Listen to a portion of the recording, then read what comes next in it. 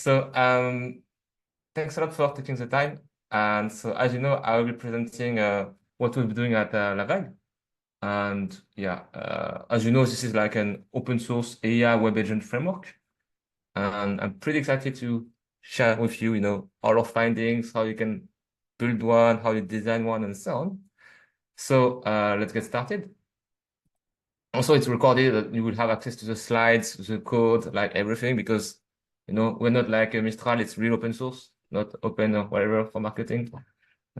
Sorry, just free. Whatever. So the schedule is like a small intro of what we do, nice cool demo. If you saw the post, we do the same thing. I'll show like how it works, some good code to get how it works, next steps and Q&A sessions. Feel free to drop your question in the chat right now, and maybe like Laura, you could like, share it with me afterwards. Yeah, don't hesitate you can record whatever like that. I don't care. It's public anyway. So well, I guess you know about what we do. And so key thing about what we're trying to build is we really think about framework. And we really think to do like the kind of, I would say like PyTorch of AI web agents, in the sense that we really want to have something that is modular and will provide the building blocks for you to build cool agents. And what is an agent? Like, I'm not talking about the bullshit you see. I'm thinking about real agents in the reinforcement learning sense, like entity that has access to an environment, take steps, feedback loop, and so on. And so to get you excited, I have a small demo that I think is pretty cool if it doesn't crash.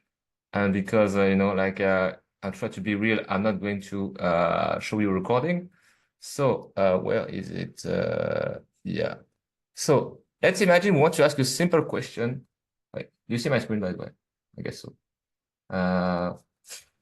Yeah, we see your screen. We see ChatGPT. Okay. Yeah. So imagine you want to ask this simple question. What is the most trendy recent paper on solid state space models on Hugging Face? And you will see that the funny thing is, okay, it kind of sucks. Okay, well, not for the right reasons. Blah, blah, blah. March, okay, so like what, 2 months ago? Not that great, but not that bad. Okay, let's ask Gemini. Okay, thank you, Gemini. Thanks a lot, that's super helpful. And so what do we see here? Well, RAG is also blah, blah, blah. Well, search is not, solved. So even like Google hasn't solved search. And what would a good human do? I mean, a good AI guy. A good AI guy would go on Hugging Face, like papers, and will say, okay, I want to find stuff about, what else? SSM, models.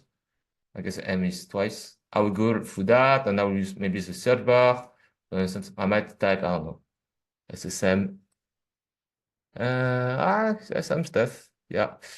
Maybe, go through around and see what is recent or whatever, but that's what we do. That's what we do because those things suck. But, going through like, Hugging Face takes shit ton of time. But what if we could have a real agent do it for us? So as you might guess, we got this stuff.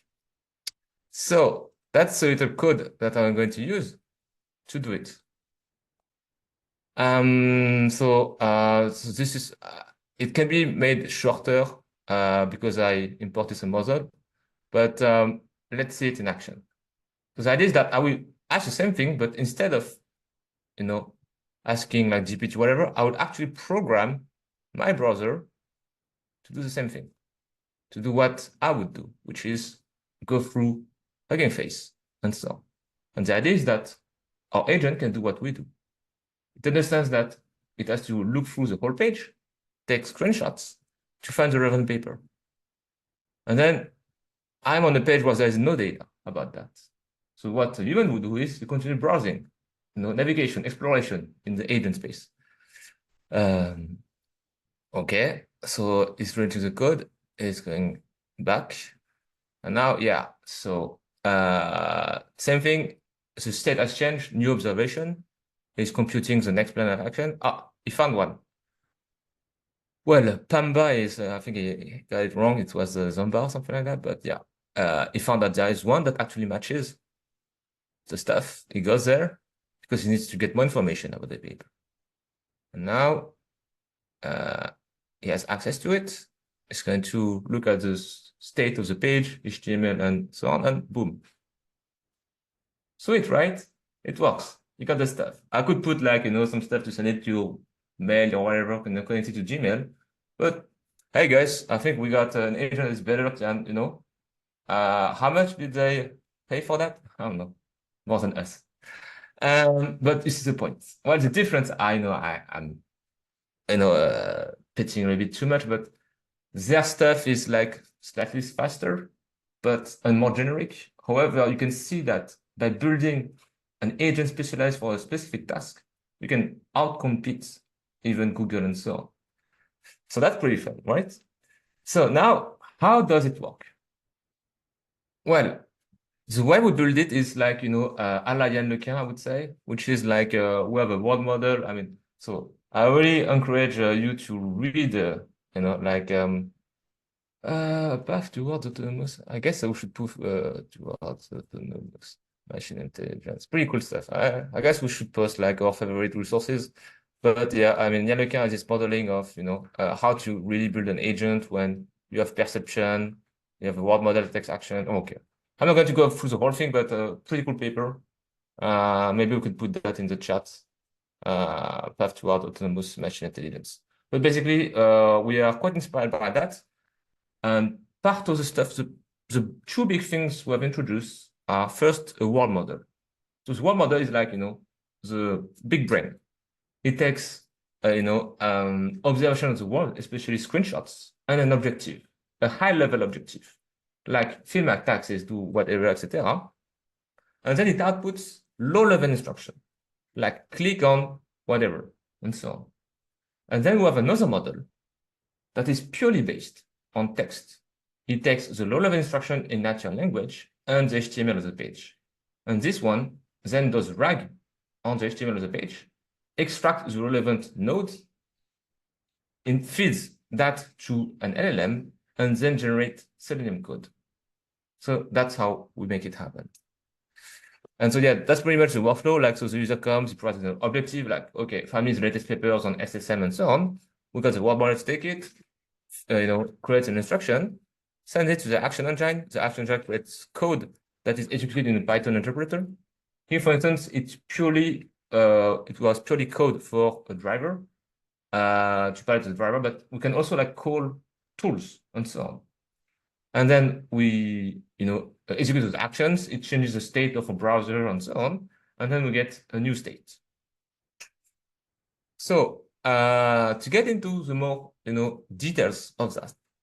So the world, as we said, the world model is really like, okay, planning and reasoning. So it's really like the thinking part.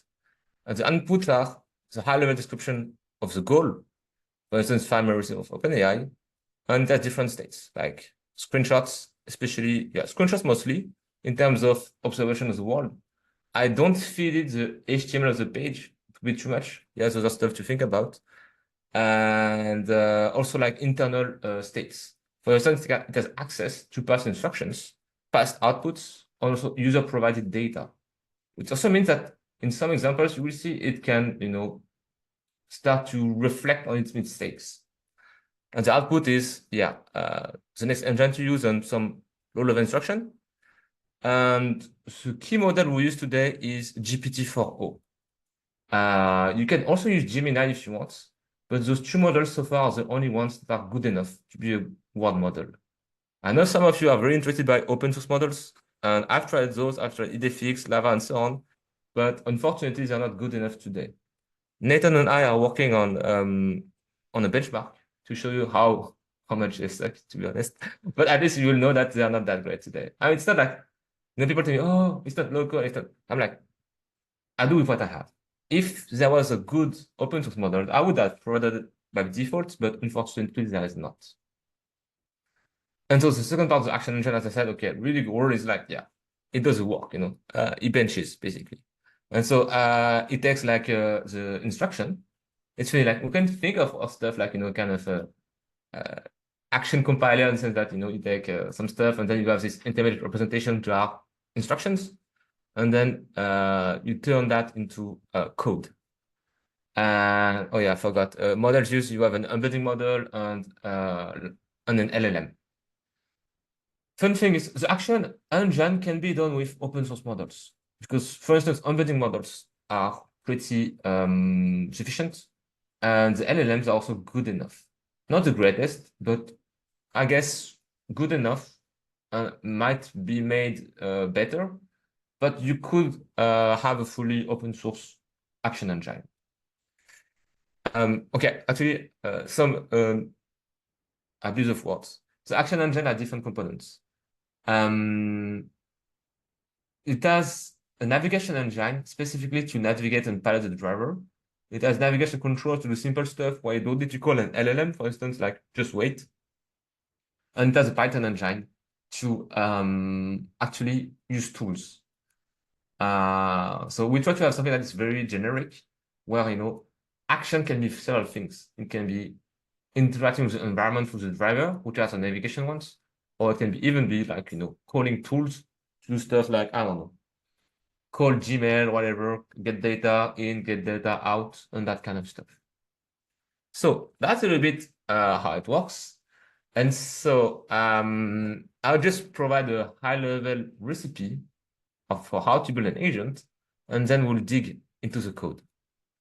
So it's funny, I guess you guys have heard about André Carpati and so on, and it talks a lot about software 2.0, and you'll see that we will do software 2.0, which is programming an agent with natural language. And so the overall recipe is start with the base agent. You can do pretty cool stuff with that and play with the objective. And if it's not good enough, you will have to debug it. There are two kinds of mistakes. It's like reasoning mistakes, which means it's a world model mistake. In that case, you need to improve it. Or like it's the action engine mistakes, which means the action was not done properly. For instance, it couldn't navigate. And in that case, you will have to modify the action engine. But yeah, enough talking. I think this is quite theoretical. I think my French is getting the best of me. So now let's get the American of me and actually show you code. So yeah, you will see some meme inside our stuff. So this notebook will also be available, of course. So let's dig into the code. So this is like regular stuff. We import our modules. So there's a driver, the agent, and so on. So here I'm going to show you how you can customize it. A lot of people tell me, how do I customize this? So for the fun, I used Fireworks embeddings because I'm too lazy to run embeddings locally. I am using Gemini because I don't have OpenAI credits anymore. We burnt everything, and I'm also going to use Gemini. By default, if you don't provide anything, it will be full OpenAI, which means OpenAI API for embeddings, multi-model model for the world model, and large, their OpenAI model for the LLM. You provide it to your stuff, and that's how you can initialize it. So I'm going to do something that you might not have to do, which is I will show you how it works with directly the modules, which you don't have to interact with them usually. So yeah, I'm just going to show you this example where I will have an AI go through like a Hugging Face. So instead of doing the thing that I showed you, which is simply agent.run, I'm going to do like lower level stuff and play with the modules directly. Usually, you shouldn't have to play with them directly, but in our case, we will play with them. So this is some boilerplate code to get access to the inputs. So for instance, we can know what will be fed to the world model. So the world model is fed like the objective, observation of the world, internal state, past stuff, and HTML and so on. And now let's see it in action. So the goal of the world model is, as we said, to know what to do next and then call the right engine to perform the action. So here you can see that it has some thoughts. Okay, blah, blah, blah, go on the quick tour. Yeah, so just click on PFT. So it also tells what engine to use. As I mentioned, we have like blah blah blah, a few engines. So it tells both what engine to use and what instruction to give it. So that's the stuff. And now that we have that, we're going to feed that to the action engine.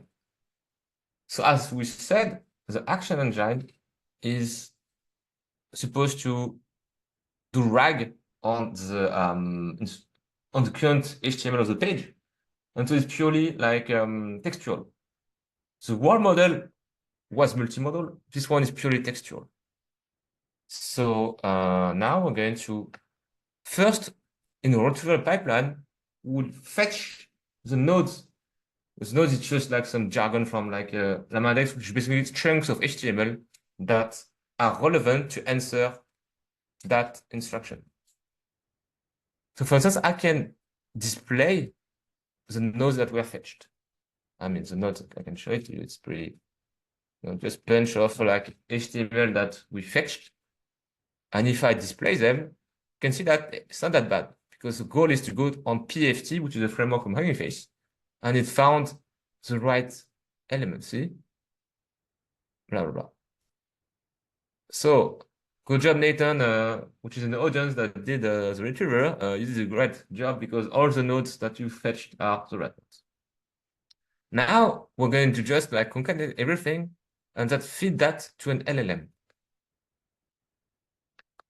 And then this LLM will generate the code to identify the element and interact with it. Now we have some code. And now for fun, we have some utility functions that are able to, for instance, highlight and show us, which element to interact with. For instance, if I re-execute this, up like that.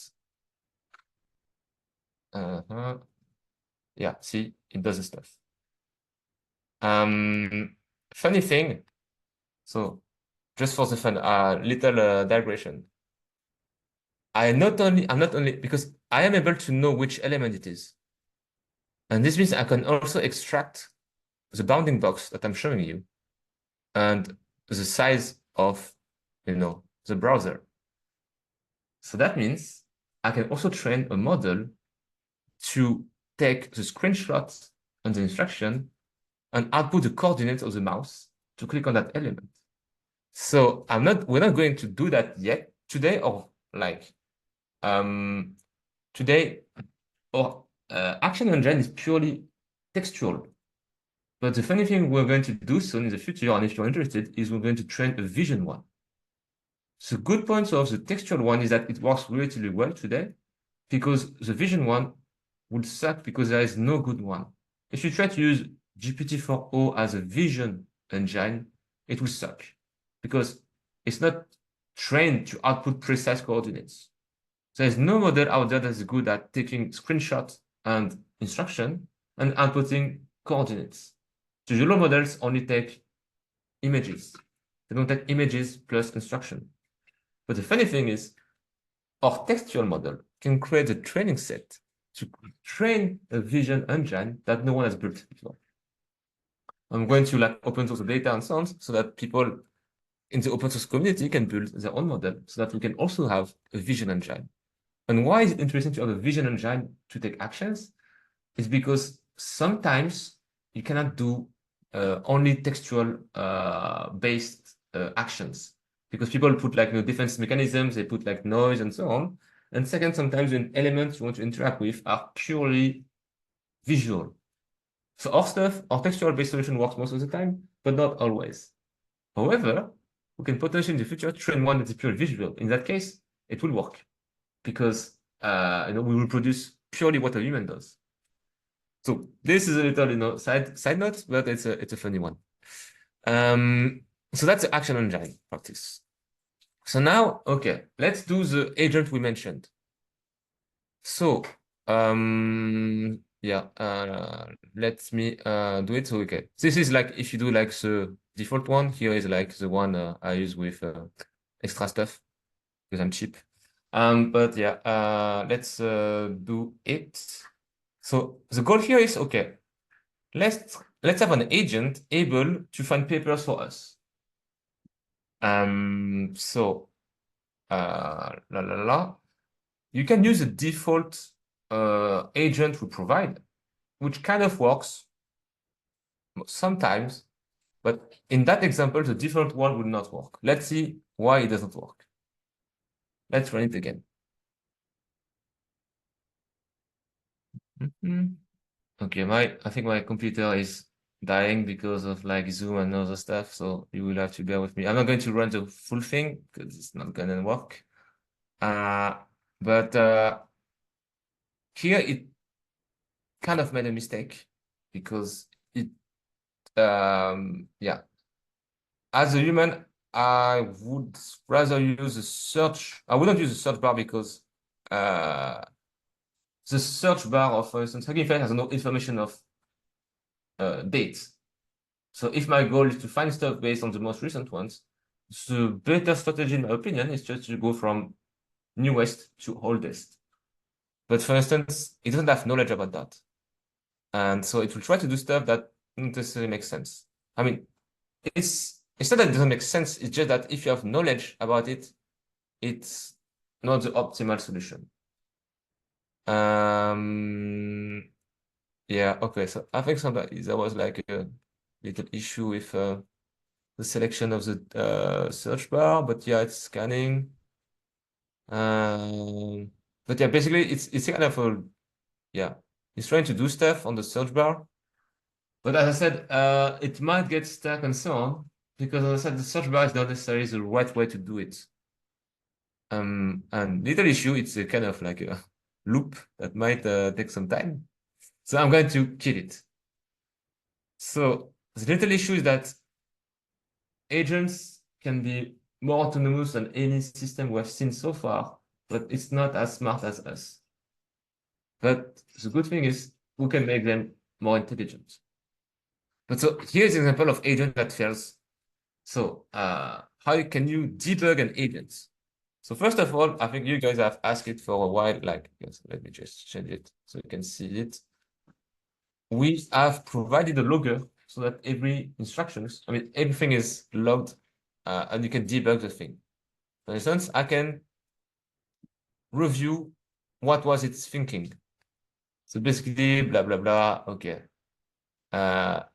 First, for instance, it didn't try to look at the whole page. It didn't try to scan the page. Okay.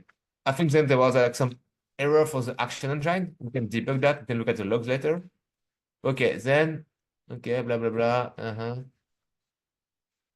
Yeah, I try to browse. Okay, it's, okay. Yeah. It would have been better to let it run for full, let's say, I don't know, 8 steps, whatever. But I chose to stop it earlier. But basically, that's how you debug them. You try to understand what they try to do. How do they think? And so on. And you can also have a look at, yeah, for instance, here I can also look at the details of the, you know, action engine. And for instance, we can see that it kind of failed. It didn't find the element for some reason. So Nathan, you have some extra work. It didn't. But yeah, yeah. So here, for instance, we can also see that there's some issue with the action engine. So we can try to debug and understand why the action engine was not able to interpret the elements. So as I said earlier, there are two main way to debug it. Is understand where the mistake is. Is it a reasoning mistake? Yes, here there was a reasoning mistake. It's not, I mean, it's not a reasoning mistake, but it's like, if you know about a hugging face, you would know that it's not the optimal strategy. So here, there was indeed a reasoning mistake. But also, there was an action mistake. Because for some reason, I don't know why, we should look at the log, it was not able to go on the search bar, even though it did it in the second try. So it's funny. Sometimes it's in that case where it's able to do it afterwards, sometimes, because those models are non-deterministic, sometimes they're able to solve it just because you sample the better path, in the sense that it's autoregressive. If there is one token that is wrong, it can impact the likelihood, the next token, and they all become wrong. So sometimes you just need to sample a lot of time. Actually, I can show you some paper about that, but yeah. Sometimes you need to increase the attempts before you find it. So here, for instance, we realize that, okay, he was able to do it after some point. So maybe the action agent can be improved, but it's not that wrong. It was able to finish it at some point. But okay, key takeaway is, okay, it didn't work out of the box. And but now how do you teach it to do it? Well, then the question is, how do they work actually? And like the truth is, people can tell you, oh, I have this crazy agent, blah blah blah. I mean, the truth is, you should ask, show me the prompt. Because that's the truth. Like, people can tell you, blah blah blah, but at the end of the day, the game changer is the AI engine, and therefore it's what you feed it. So, you can look at our word model prompt. It's pretty basic, like, okay, you have object, you have inputs, outputs are, you can use that, blah, blah, blah. And then the interesting thing, and the most important one, is to improve the performance of LLMs, it's all about the examples. And okay, let me do a little pause here and show you some pretty funny stuff on in context learning. So for those of you who don't know about in context learning is the fact that you put examples in your prompt. And the funny thing is there are papers that show that in context learning can be seen as an equivalent of doing gradient descent, which means that the more examples you put in your prompt, the better your model will be. And the funny thing is it works with, closed source models. You don't need to know the weights to be able to do that. And the very funny thing is, if you look at like this one, okay,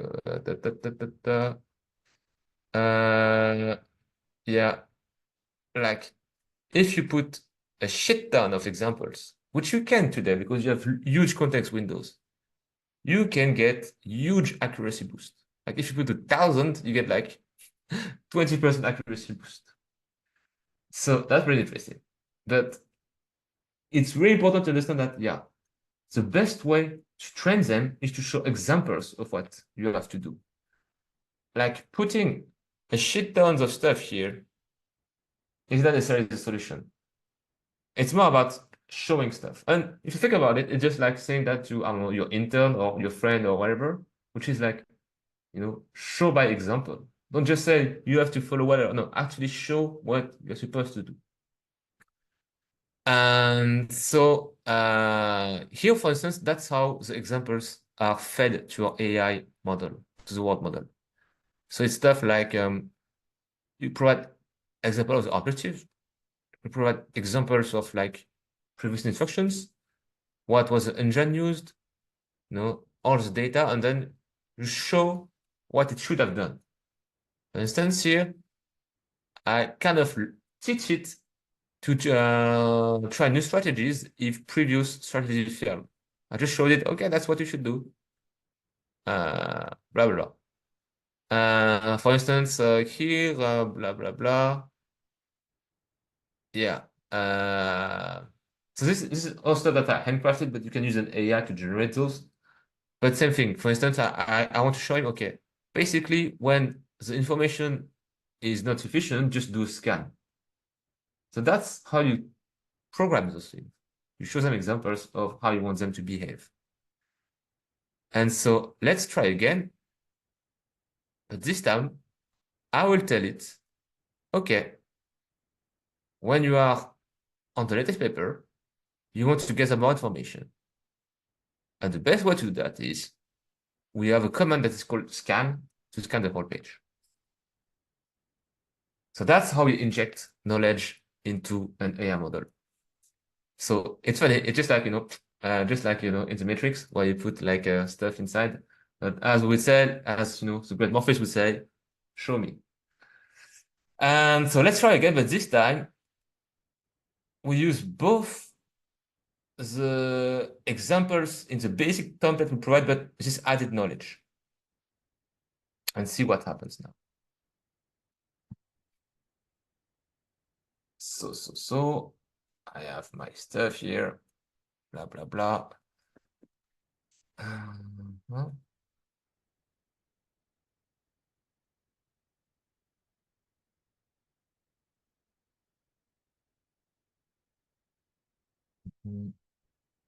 see, yeah, it did the right thing. It understood that it is on the papers page, and therefore now it has to look for information, not go on the search bar. So let's see what it does next. Okay. It didn't do the right thing. It didn't leverage that information. It has now more visual data, but it doesn't understand that it has to leverage that information. So, not there yet. Oops, wrong one. So I wanted to stop the other thing. So I'm going to stop it, and then okay, I will actually show him the last time. Okay, dude, now, when you have scanned the stuff, use that information. It's kind of stupid when you think about that, but that's what I have to tell you. So basically I say, okay, before I had only two examples. One was there is a match. So I say, okay, stuff has been scanned before, and there is a match. So now use navigation engine. However, if there's no match, go to on earlier pages. Basically, that's what you have to do. So, final test. Well, actually, it's a code I showed you at the beginning. It's the same. So you know how it works. So that's it, So I think it's interesting. Like, it's not smart yet, but at the same time, it has potential. Because at the end of the day, all you had to do to program an agent to beat Gemini is, only provide like 3 examples in natural language. So it's not there yet, but you see that it has a lot of potential. But it also means that engineers, builders like us, have to do the last mile. I don't believe there will be like, a universal agent like OpenAI so on that will beat everyone. So I think it's pretty interesting. And this kind of means that, yeah, like the future of agents will not be, monopolized by a few agents. Because as you saw, even OpenAI, like, the richest people on, the smartest people on earth, that agent is not universally good. They don't have AGI. So as long as you don't have AGI, you want to let builders like us, create the agents if you want to have the best agent out there.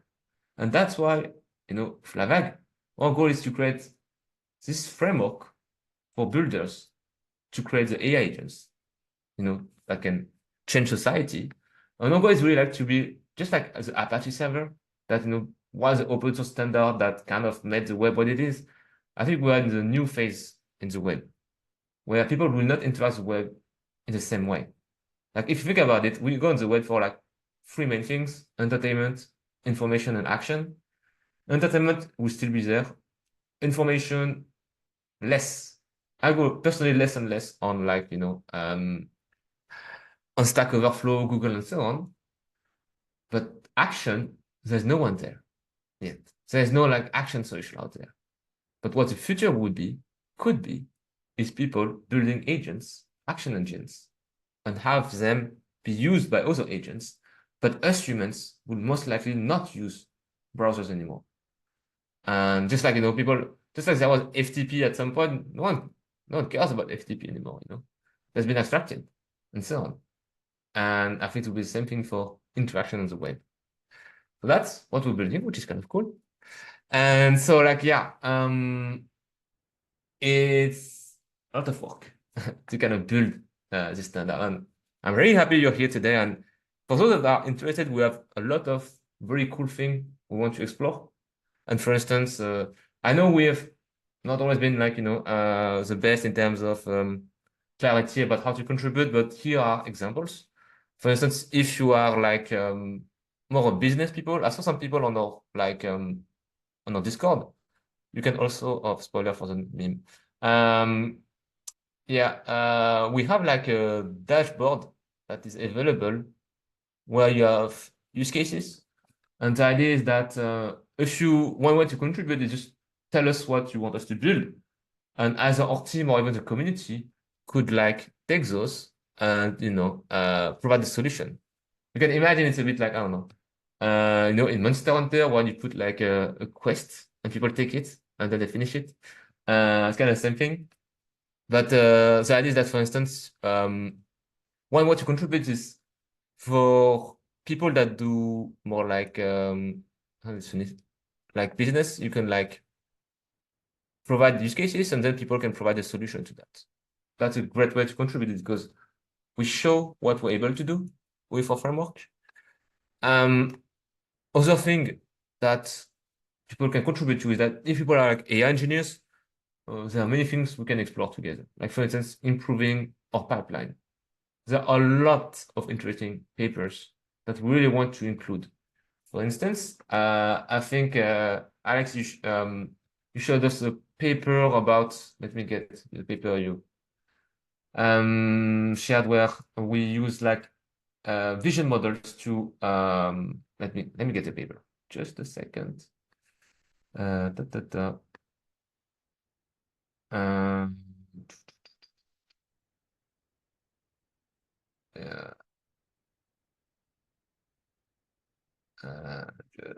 okay, whatever. No, no, no. Okay. Okay, if I don't find it in like 10 seconds, I'll just move forward. Okay, whatever. I think I found it. Okay, let's move forward. Basically, it was a paper where you like kind of highlight. Oh, no, I found it. Yeah.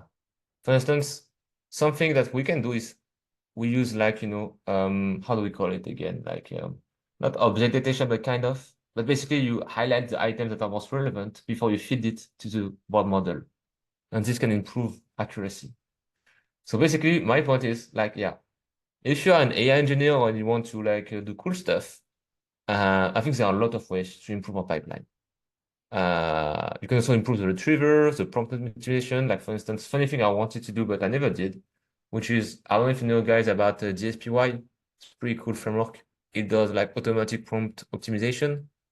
And yeah, like it's pretty cool. You define your stuff like that and it optimizes your prompt automatically. So that would be really cool. So basically, I have shit ton of stuff we can do to improve the pipeline. And so if you're interested, yeah, we'll be very happy to. And funny thing is, I don't know if you know about that, but we also have like some evaluation uh, functions. I guess it's not like documented enough, but we have tooling so that you can also evaluate uh, both the retriever, the LLM that generates the action, and also like the one model. So funny thing, we're going to do something soon where we will like we also have like some data that we have open sourced that we've collected.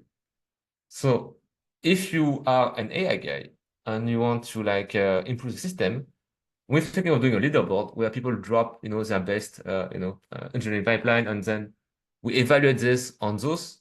And every week we say, okay, here's the winner of the week. That dude, destroyed it with whatever hack. And every week it's like a permanent, kaggle.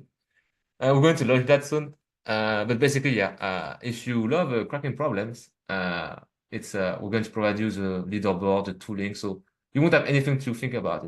We provide data, tooling, and then you just go at it. Also, if you're a researcher, we're starting to think about, how to implement state-of-the-art papers and so on.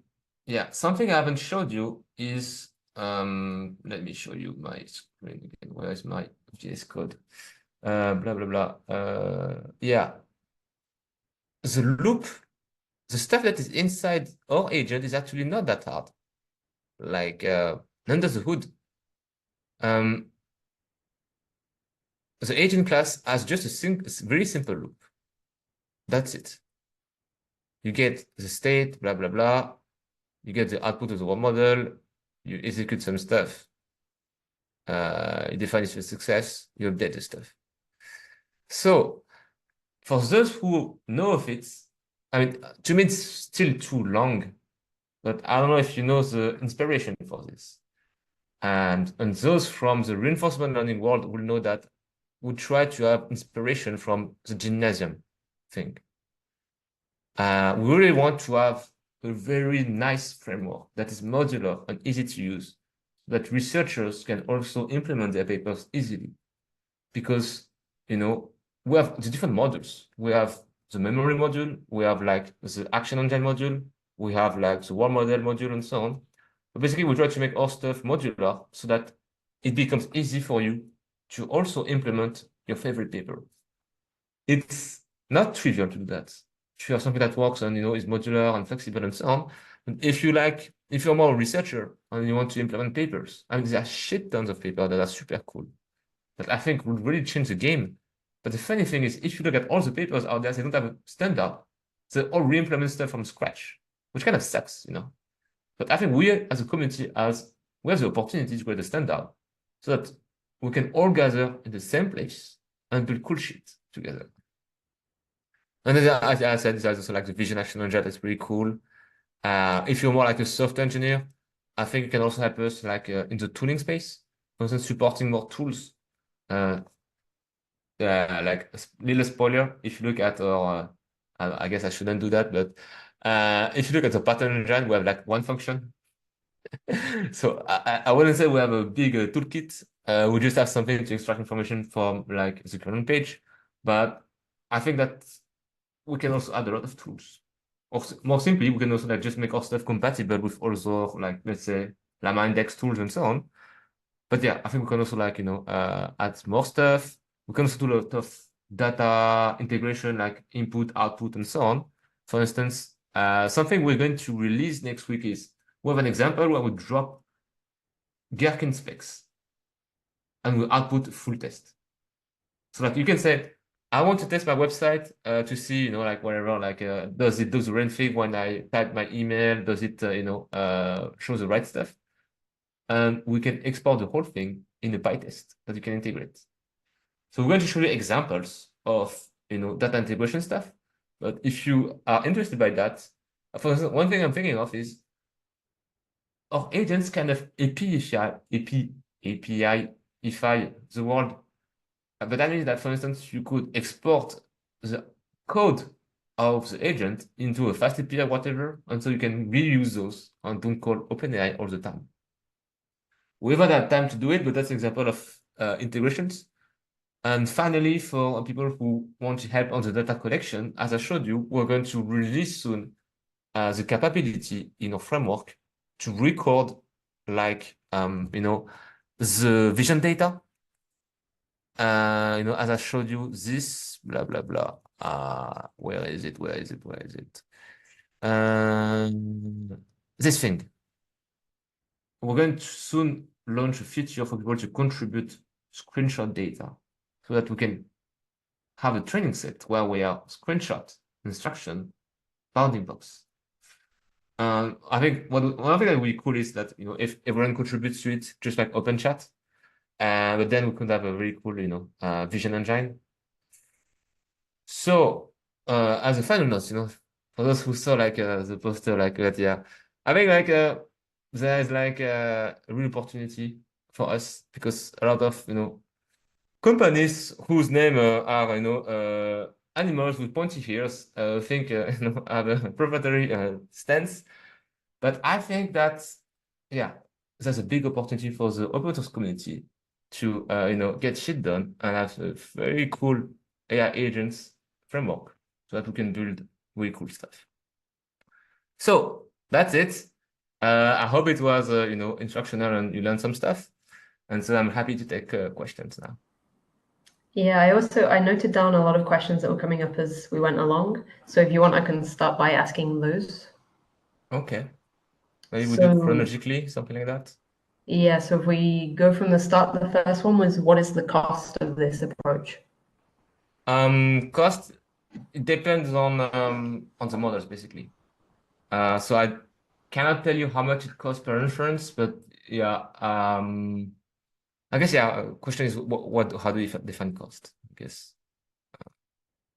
we're going to an answer to that is we're going to provide telemetry to know how many tokens we use, and for instance, we can use that then to compute how much it costs per request. So I don't have an answer there yet. And then the next one was, have you thought of a caching system to save the last Selenium code state working for a particular task in order to save on API costs? So on that topic, let me. You know when you get the logger has the code that is produced, it's logged here. So now we have that. So you can export the code now. So then you don't have to rerun it. And as we said, we're going to show you an example where we take the code that is produced and repackage it in a PyTest, for instance. But you can repackage it in whatever you want, like, I don't know, in a Docker, whatever. Something like that.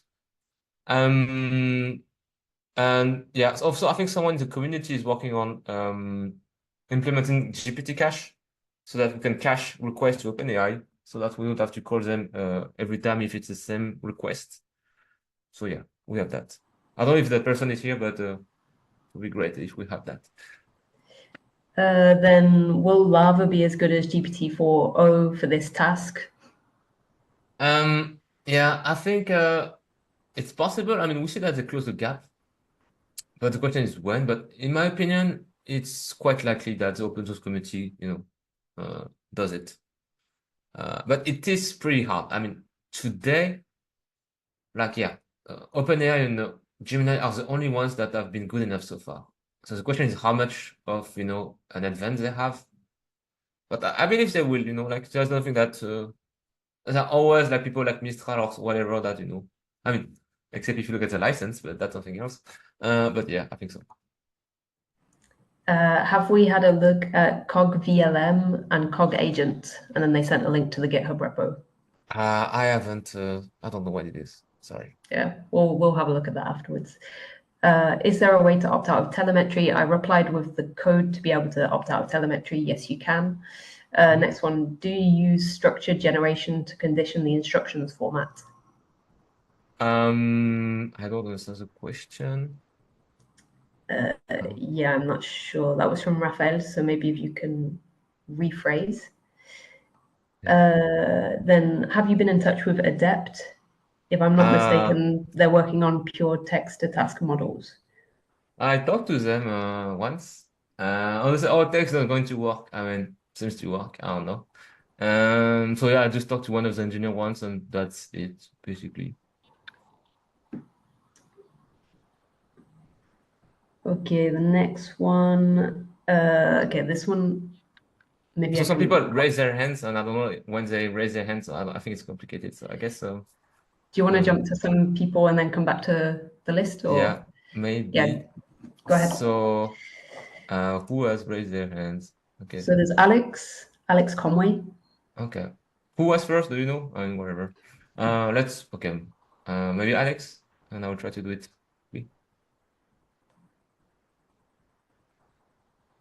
Thanks. Just real quick one. Like, what would it take to get LaVague running like in real time on screenshots and stuff? So I think it's quite possible in the future. I mean, for instance, the warm model takes 4 seconds. You have access to that data, so it might be a bit long, but also with what we see with OpenAI, they are, reducing latency a lot. So the question is, what is a threshold? I think there's still margin for them to improve. I mean, if you look at growth and so on, it's pretty cool. So I think both on the hardware, software, and so on, the stack seems to make it more and more real time. So I wouldn't be surprised in a year or two if we are like 3 times faster. Masoud? Hey man, that's a great presentation. I'm really intrigued. Is it because I've seen previously people who are building agents and trying to build agents who communicate with other agents to build other agents, and there's like a nexus of agents, but it's morely to do with the code development. Yours is specifically to do with the web search. Exactly. And am I correct to assume that the consequential result will be something like a RAG kind of thing? Our stuff is, I would call it the opposite, GAR, or generative augmented research, in the sense that it's the opposite. We have an AI that does search like a human. So it's, you know, like, so you would be sitting in like the entry of building a RAG. yeah. So you can say it like that. For instance, you said research, but we don't do only research. But an example is one of our early users told us about a use case. It's a company that has to answer a lot of tickets. The issue is, the data is not in a nice database because it's in SaaS solutions where there's no API. So what do? You open 4 tabs and you go through them and you use Notion, whatever, and so on. But what we could do is we can do what a human does. Just go through the tab, get the information, answer it, or even like store the data outside. And then you solve the issue, because people think the answer is in the backend. But what if there is no integration? What if there is no API? Your RAG will suck because you have no data. But what if a human can have access to it, or agents can have access to it, because we're on the client side? We reverse engineer the thing. So maybe I should create a new field of GAR, or generated augmented retrieval. But yeah, I think it's a different approach. And how does it differentiate itself from crawlers and those kind of things? Because it's in a sense it's the same kind of principle. Yeah, but I guess, I mean, I'm not such an expert on crawlers, but our stuff is like a crawler in steroid. I mean, you saw the stuff. It is extremely semantic. It has access to a state. It can do actions and so on. So a crawler could be seen as a very simple, agent. That's but like our stuff is like, And final question: does it also deal with documents? If you browse because I've got tons of use cases for it. As you were talking, my thought was just racing a million miles an hour. Does it actually can it identify documents, and then once it gets to like a PDF document on a website, can it then create a sub agent or deal with going through the document and then chunk it and whatnot? We could do that through tools. So next week we're going to release an example where we let an agent like go on your OpenAI account and download your receipts, which is something I've done recently a lot. And so you can add that as a tool. And so when the agent arrives on the tab, you call the tool that does that. So it's possible, yes. That's going to be a game changer, man. I'm really intrigued by what you've built. I'm just hats off. Well done. Thanks. Seriously. Are there other questions on the chat, and maybe then we'll go back to Garton? Yeah, so the next one was asking about having a syntax with square brackets. I'm just going to actually, it's this one, show you, it's this message here, the last message on the chart that I just highlighted, so you can see it. Yeah, sorry, these are just suggestions, not really questions. Okay. Okay. So, well, we'll have a look at that. So the next one is the text for the prompt predefined like a step with Gherkin? Yeah, the text for the prompt is, yeah. So there are 2 parts. There are the, guidelines you provide to it, and then there are the examples. The examples can be done dynamically. We are thinking of having, a database of, examples, and dynamically inject those inside it. Because as I showed at the beginning, in-context learning is super powerful. That's how you get good models. So we're going to, soon, I don't know how soon it will be, but we can also dynamically load the right prompts or even knowledge. For instance, as you saw, the agent is not that smart yet, but it just needs the right knowledge. So what if we have a database of facts about the internet or specific websites? So your agent can pull that on the fly, and just like Neo in Matrix, like I know Kung Fu now, you know, we can do the same thing. I know Hugging Face now. And funny thing, you can also have an AI do unsupervised exploration of websites to learn those facts. And then you can store it, you know, in database and so on. So there's so much stuff you can do. Yeah. People are saying so there's a lot of tokens getting consumed in a single run because of the retrieved documents. If the result fails, then even more. How can it be minimized? So I guess, for instance, in the example I showed before, the retriever from Nathan, I mean, our first child, the first thing we focus on this project is performance. So it means that I don't want the AI to fail. So in that sense, for instance, the retriever fetches 5 nodes. But you don't necessarily, if the retriever is good, if it has good precision, you don't need 5 nodes. So for instance, here you see that all the nodes that it fetched were good. They all had information. So a simple thing is you reduce it. You reduce the amount of nodes you fetch.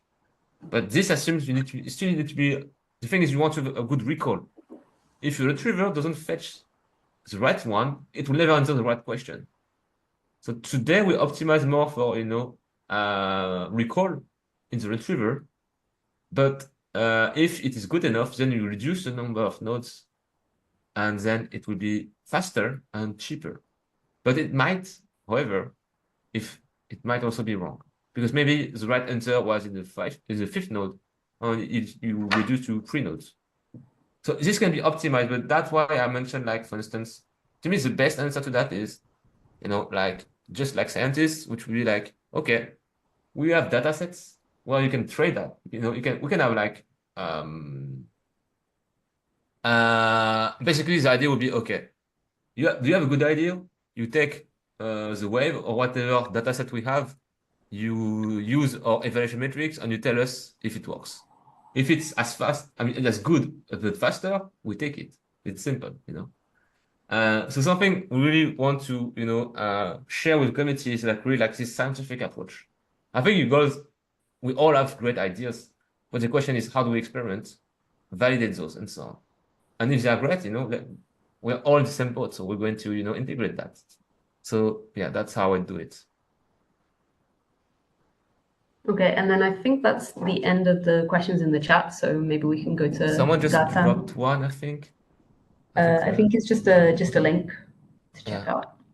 Oh yeah. Funny thing on the Sky event thing, we just had a call with someone, one of our early users and the customers, and he told us like it takes too much time to use. When you look at them, they're not a framework. It's more end-to-end solution, which means that it's harder for you to repurpose it. We are building a framework, and to my knowledge, we're the only ones building a framework, because our conviction is like it's developers that will change the game, because you need customization of the agent. People who do end-to-end agents and think, oh, I'm going to have the best agent. No, you need to let developers, you know, own it, because there's so many edge cases. If you want to verticalize, you focus on other parts. You know, it's best that everyone specializes in what they're good at. In your case, we just want you to have the greatest framework. And so yeah, that's an example of difference. I'm not against them. I think they're doing a good job, but I think that's a difference in positioning. And sorry, Garton, I saw that your hand was raised for a long time. If you want, you can ask it. Hello, thank you for the presentation. I'll just ask you about the cost. My question is more in context of test, end-to-end test. You know, currently we use more people, you know, to record your screen. Typically, your software is doing exactly the same thing, but I want to compare the cost of that, you know, because I'm a little bit afraid. You spend a lot of money on a lot of time to do it. If you compare to someone who just opens the browser and just say click that here and do that, I want to have your point of view about that, because I don't know how many token you spend to do that, but if you compare to, at the end you compare to the capacity of a human to do it, and if you see that from the point of view of business, maybe it's cheaper to use a human. Well, I guess depends on the how much you pay that human. I don't want to speak about the country. I don't. Yeah. So I guess the best way to answer it is, yeah, like look at the cost of doing. It's not that expensive. And the thing is, I mean, if your CI pipeline relies on some asynchronously guy in some country verifying, your site, it's not that well. And if you talk then about writing the test, the question is, how much effort does it take to write it? And good ones, semantic ones. Because the issue for coders is that it's just a path. But what if there are different paths? What if you need to modify the code to have some logic, control flow, and so on? What if you need to input data, output data, and so on? Then it's more complex. And so the real question is, what is the level of quality do you want? And today, how do you get that level of quality? Because I don't know, how many tokens did we use? I don't know, maybe 1,000. The question is, what do you do today? I mean, of course, if you just want to have some not so great tests, yeah, just get someone else. I don't know. And I'm not even saying that because I'm trying to sell that. I'm just doing that from an objective point of view. You just have to measure both things, like. No, But yes, I understand your point of view. It's more because I'm creating a startup like that, and we are very interested by what you do, because we try some similar thing on the point of view is of us, it's more to use an hybrid solution. It's not to say, okay, the computer is good to artificial intelligence, is very good to do something, and human are very good to do something, and to mix them together. exactly. Most of the time we have this debate, sometimes it's better to use a human because maybe it's cheaper, it's faster on whatever. On I totally agree, but some kind of, I would say, stupid algorithm can do exactly the same thing sometimes. Yeah. It's I mean, it's exactly the same. I like your idea to have multiple agents. It's just we engine, and we can consider human like a engine. yeah, you could, you can have a trigger and the agent says, you know what, I've done 5 times, it failed. Let's call the dude, and then you put a tool that calls the dude. Typically, we do that. We use a very simple algorithm. For example, Bayesian network. It's very stupid. It's just statistic. Yeah. Because in this case, it's better. But Yeah. it's why. It's why my question is about the cost. No, it totally makes sense to me. All those questions are always answered by something very pragmatic. It's what are you trying to achieve? How do you measure that? And what are your metrics? Like, is it cost? Is it quality? And so on. And then just compare those. It's pretty simple. But yeah, I think it's not perfect. I'm not saying, to me, we should think about agents more like, people who prepare imagine the human is a surgeon, the AI is here to prepare, all the tools for the human to do the surgery. Because AI today, as you saw, doesn't have the multimodal capabilities, the ability to innovate, to think about different points in time and different concepts and mix them and so on. But AI is pretty good at doing boring stuff, So I think it's just about, we humans so far have a great niche still, and AI is more not an intelligent solution, but a solution that frees intelligent time, in my opinion. No, I'm totally agree with you. No, us, we think exactly the same thing, but we're looking for the limit to this approach. I think everybody is looking for the limit of this approach. Yeah, and as you saw, we do have limit as well. But to me, it is a good tool though, and if you provide the right tooling as we're trying to do, that can be pretty good. So it just, as you said, pushing on the limits and have the best tooling to measure, what is the gain and so on, how to properly design it, and yeah, that's it. Okay, thank you so much for your answer. No problem. I think you have another one.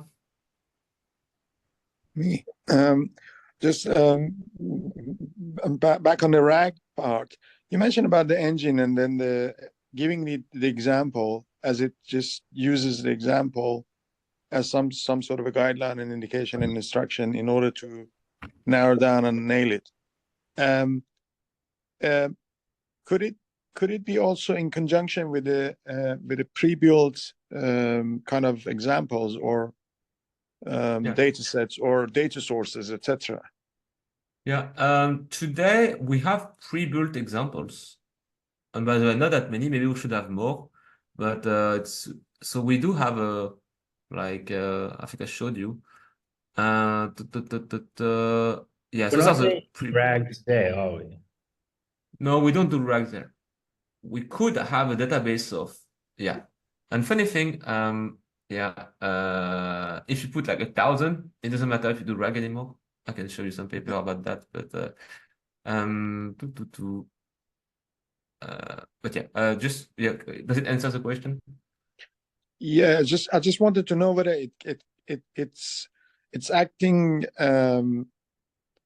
autonomously or it could act in conjunction with other context. Yeah, that's something we are thinking of. But the question is, what is the right context and where is it and how do you collect it?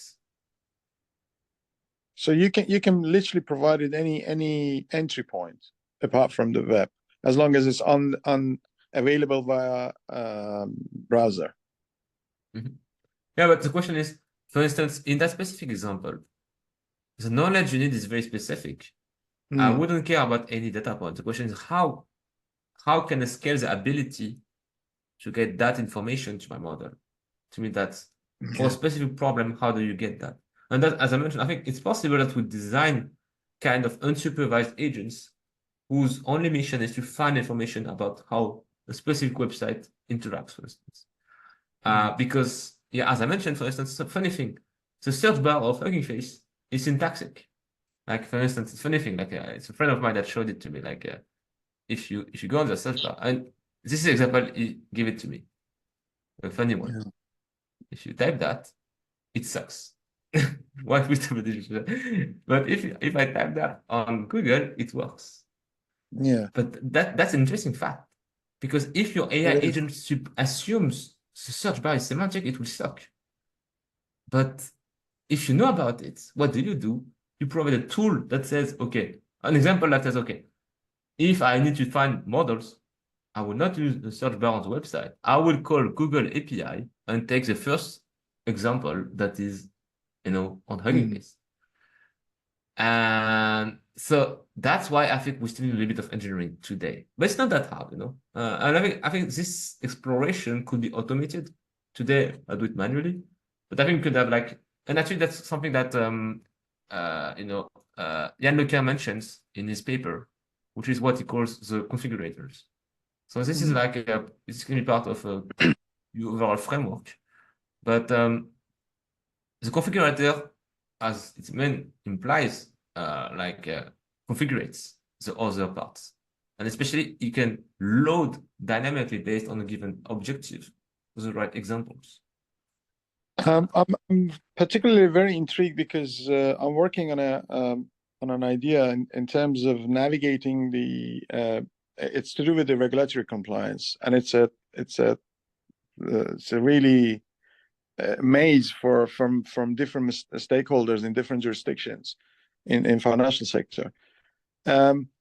What I'm trying to see is the fact that actually it could be used as a tool to start the navigation process of gathering information and authenticating it and so on and so forth.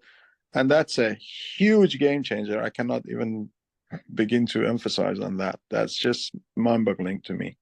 Okay, I mean, we're definitely happy to talk about that if you want later. Absolutely.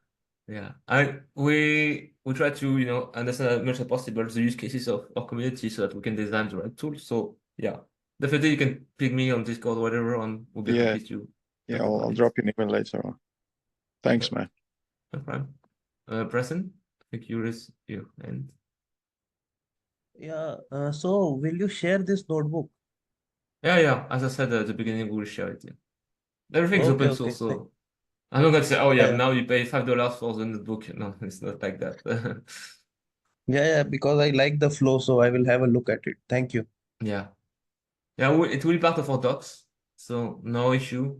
As we said, everything is open, the presentation, the slides, everything. Yeah. Okay. So other questions, I'm still available, but they are not.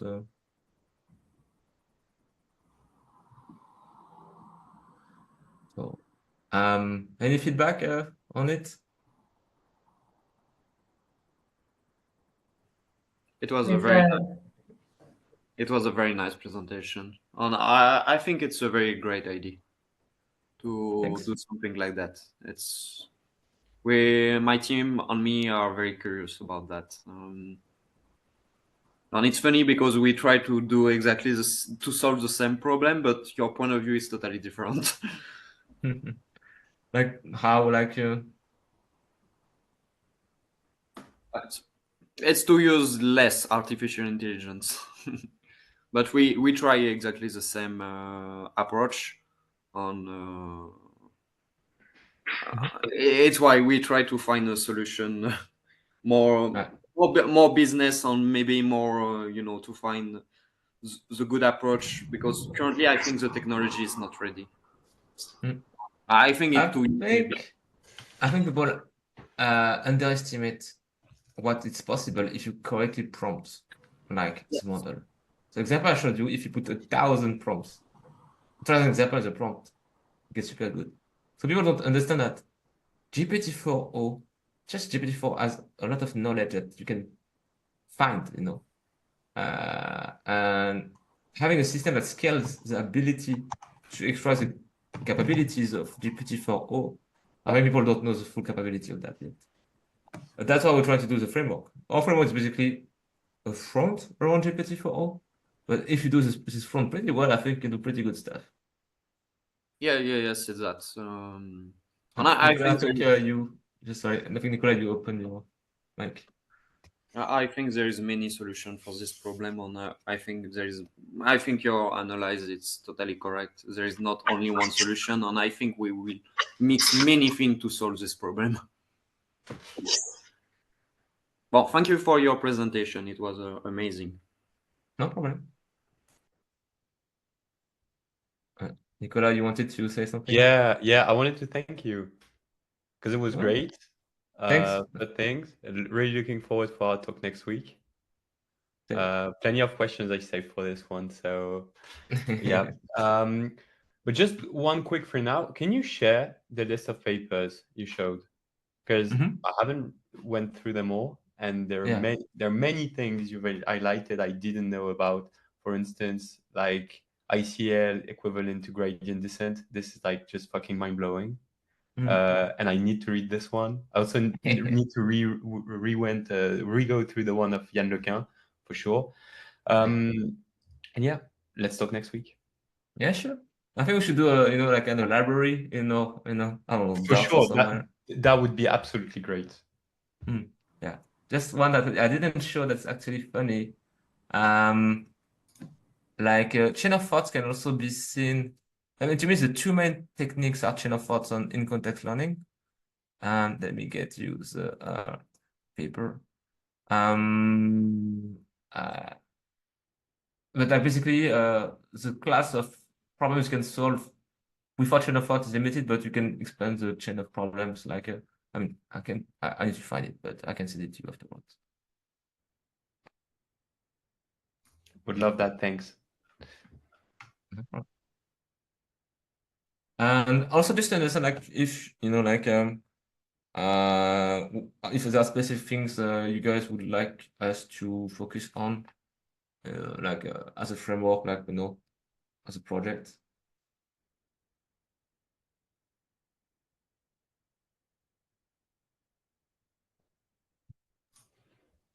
I heard you earlier mentioning adding multiple tools and more tools, because I'm mostly using LangChain honestly, and leveraging those LangChain community tools for agents, not web searchers. But have you considered going into like multi-agent collaboration with this one being just one agent of that multi-agent collaboration? Because this is basically what I have in mind when thinking about LAMs and so on. Like I'm thinking of just making their tool compatible with ours, Yeah. so that Yeah, we could use them. And I don't know where they're at in terms of agents. Like for instance, like to me it seems they just put stuff on top of RAG or whatever, but it doesn't feel like agent in a like reinforcement learning kind of way. So I don't know. What do you think? Yeah. We'll take some time. We have some time already booked next week, and I intend to discuss that. So I'm going to save this one for next week. Okay, no problem. So, anyone else some feedback on the webinar? What we should build? What you want to see?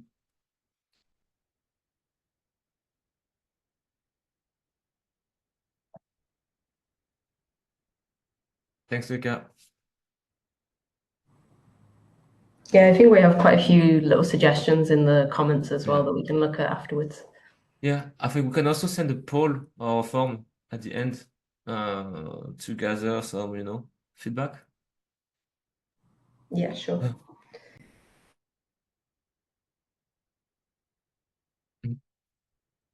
Okay. Well, I think then we can stop here. So yeah, thanks everyone for the time. It's nice of you to spend your time with us. It was great. Thank you very much. Thanks. See you guys.